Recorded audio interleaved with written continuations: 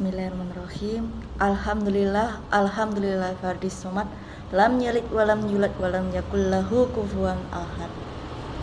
Alhamdulillah, segala rahmat dan puji bagi Allah SWT yang telah menurunkan Al-Quran sebagai petunjuk bagi manusia. Salawat serta salam kepada junjungan kita Nabi Muhammad SAW beserta keluarga, sahabat, dan seluruh umat hingga akhir zaman.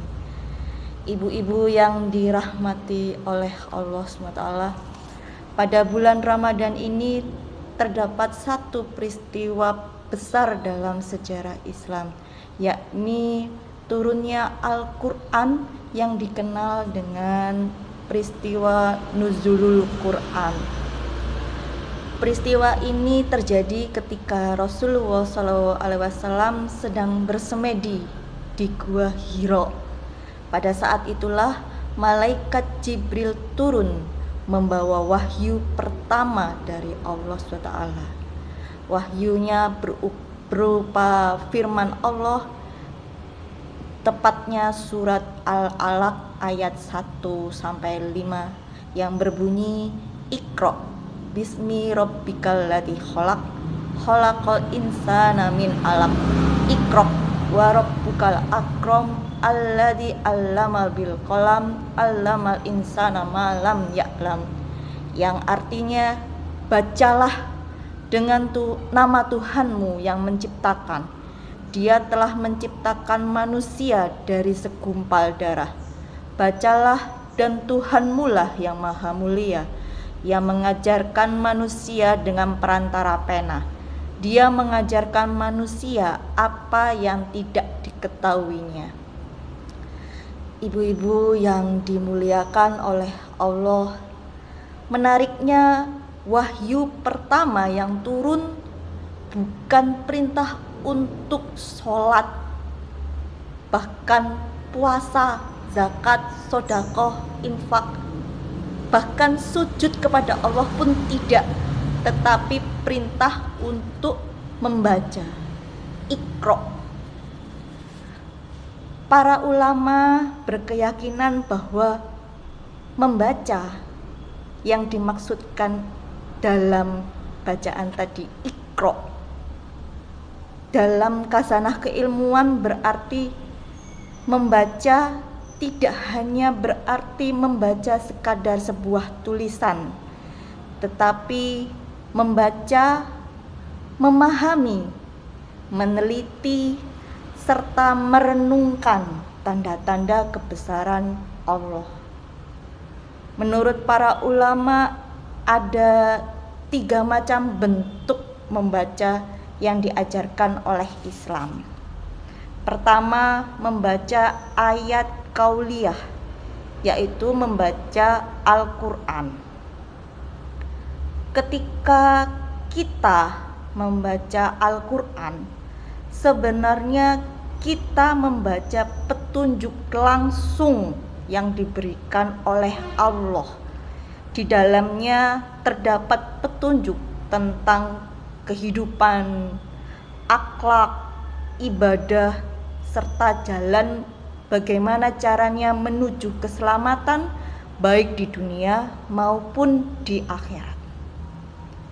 Yang kedua, membaca ayat kauniyah, yaitu membaca tentang alam semesta, langit, bumi, gunung, laut, dan tumbuhan serta hewan dan semuanya ciptaan Allah merupakan tanda-tanda kebesaran Allah, dan ini kita pelajari.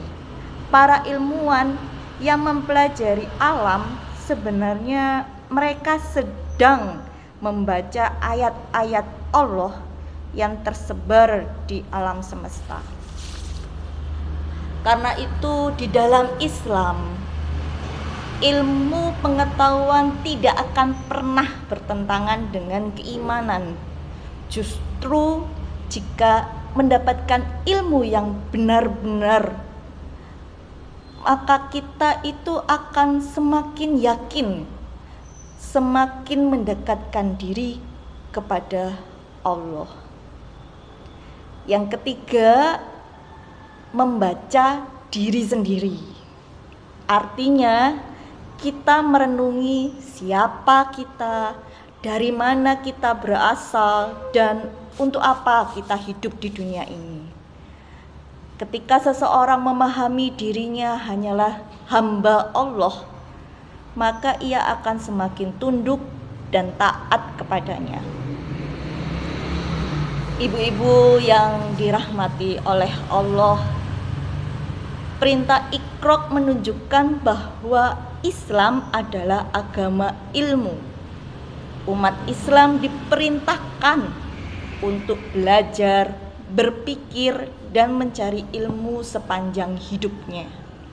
Bahkan Rasulullah bersabda, "Tolabul ilmi faridatul ala kulli muslim", yang artinya menuntut ilmu adalah kewajiban bagi setiap muslim. Ilmu yang kita pelajari membawa kita kepada keimanan yang lebih kuat. Semakin kita memahami ilmu Allah, semakin kita menyadari betapa luas dan besarnya kekuasaan Allah. Ibu-ibu sekalian, pada momentum nuzulul Quran di bulan Ramadan ini seharusnya menjadi pengingat bagi kita untuk kembali dekat dengan Al-Quran dan ilmu pengetahuan. Mari kita membiasakan 3 hal berikut ini. 1. Membaca Quran setiap hari. 2. Menuntut ilmu yang bermanfaat, baik ilmu agama maupun ilmu di kehidupan sehari-hari.